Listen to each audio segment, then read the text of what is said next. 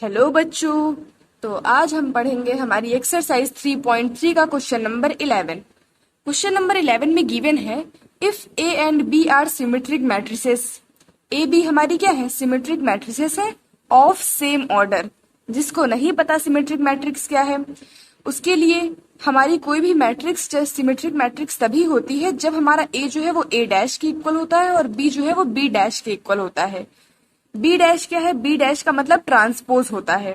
अब ट्रांसपोज कैसे find out कर सकते हैं वो आप यहाँ पर देख लेना। यहाँ पर अभी हम ए डैश फाइंड आउट करेंगे तब आप देख लेना। तो हमारा क्या गिवन है? हमें गिवन है कि ए बी जो है वो हमारी सिमेट्रिक मैट्रिसेस है of same order. Then A B minus B A is आ। हमें ये फाइंड आउट करना है कि A B minus B A क्या है। अब कई सारे बच्चे सोच रहे होंगे चलो फटाफट जीरो मैट्रिक्स पे टिक करो, ए बी और बी में क्या ही फर्क है। तो ऐसा नहीं है, चलिए ध्यान से देखते हैं। हमें क्वेश्चन में गिवन है ए बी और हमारे सिमेट्रिक मैट्रिसेस हैं ऑफ ऑर्डर सेम ऑर्डर। दोनों का ऑर्डर क्या है? सेम है। और हमें फाइंड आउट करना है ए बी माइनस बी ए। तो यहाँ पर जो सबसे इंपॉर्टेंट चीज गिवन है वो ये कि ए बी और बी ए हमारी क्या है? सिमेट्रिक मैट्रिसेस है। सिमेट्रिक मैट्रिक्स का मतलब ए जो है वो ए डैश के इक्वल होगा एंड जो बी है हमारा वो बी डैश के इक्वल होगा। ये ए क्या है? ए हमारा मैट्रिक्स है और ए डैश जो है वो ट्रांसपोज है ए मैट्रिक्स का। तो अगर हम ए बी और माइनस बी ए को एल के इक्वल ले लें, ए बी माइनस बी ए को हम एल के इक्वल ले लें और दोनों का ट्रांसपोज कर दें, दोनों साइड, तो यार हमने 3.3 एक्सरसाइज में काफी सारी प्रॉपर्टीज पढ़ रखी हैं। उन प्रॉपर्टीज के अकॉर्डिंग अगर हम चाहें तो इसको कैसे लिख सकते हैं? हम इसको ए बी का होल डैश माइनस बी ए का होल डैश इस तरह से भी लिख सकते हैं। जिसने प्रॉपर्टीज नहीं पढ़ी है पहले जाकर 3.3 एक्सरसाइज की प्रॉपर्टीज पढ़ लो, और अगर नहीं पढ़नी है तो बस इतना याद रखना कि A B minus B A के होल डैश को हम A B whole dash minus B A whole dash भी लिख सकते हैं। और यहाँ पे यार हम ए बी के ट्रांसपोज को क्या लिख सकते हैं? बी ट्रांसपोज और ए ट्रांसपोज भी लिख सकते हैं। और बी ए के ट्रांसपोज को हम ए ट्रांसपोज और बी ट्रांसपोज भी लिख सकते हैं। उसके बाद ये सारी प्रॉपर्टीज हैं जो हमने ऑलरेडी पढ़ रखी है। बी जो है हमारा बी डैश जो है वो बी के इक्वल है और यहाँ पर हमारा ए डैश जो है वो ए के इक्वल है।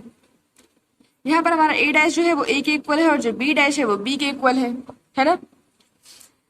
अब यहाँ पर यार देखो L dash is equal to, अगर यहाँ से हम माइनस कॉमन ले लें तो हमें क्या मिलेगा? ये हमारा ए बी क्या हो जाएगा? ए बी हमारा पॉजिटिव हो जाएगा, हमने माइनस कॉमन ले लिया, और बी ए हमारा नेगेटिव हो जाएगा।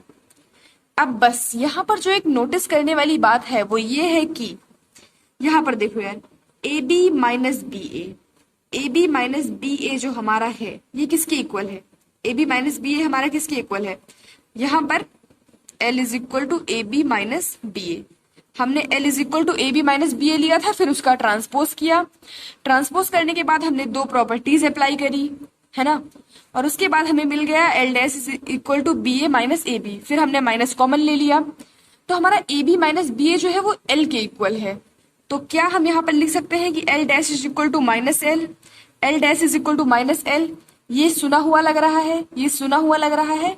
हमने पढ़ा था कि अगर हमारा ए डैश यानी transpose of A matrix minus A यानी नेगेटिव ऑफ ए मैट्रिक्स के इक्वल होता है तब हम उसको स्क्यू सिमेट्रिक मैट्रिक्स कहते हैं। यहाँ पर देखो यार बस वेरिएबल ही तो चेंज है, ए की जगह एल आ गया, एल की जगह हम K S T Y W X Y Z कुछ भी ले सकते थे।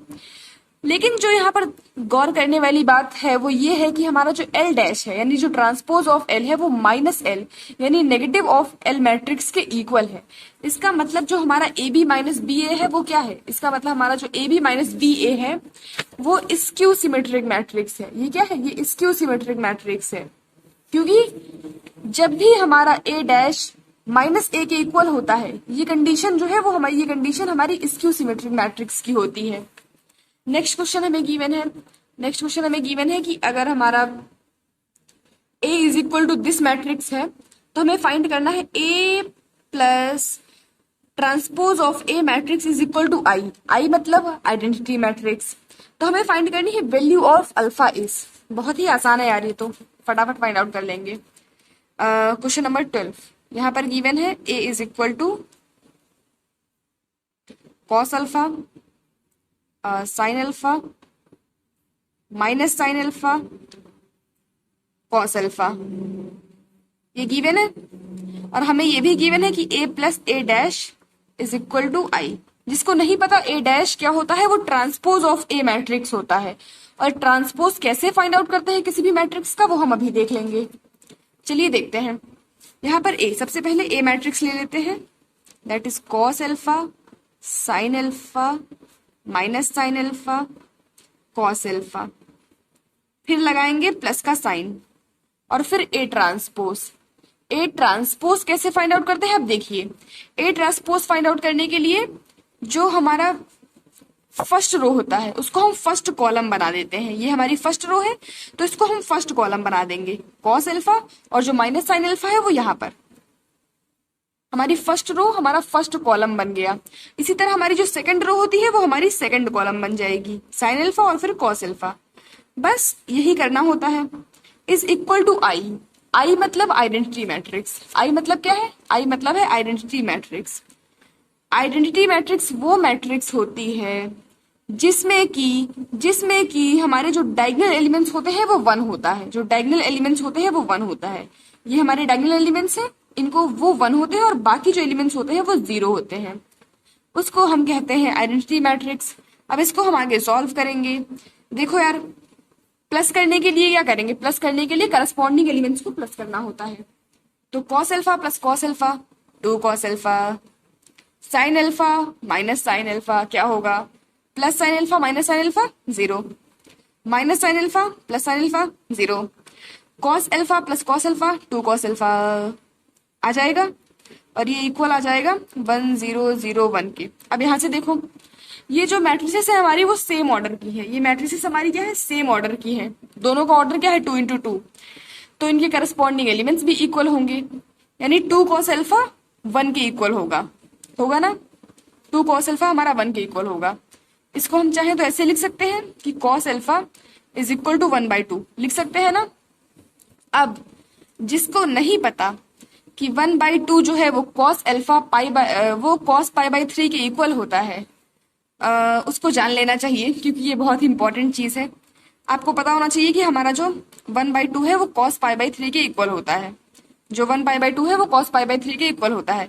और यहाँ से हम कंक्लूड कर सकते हैं कि जो हमारा अल्फा होगा वो π/3 के इक्वल है। तो बस हो गया यार। यहाँ पर देखिए आपको ऑप्शन गिवन है π/3, तो हमारा ये वाला ऑप्शन बिल्कुल सही है।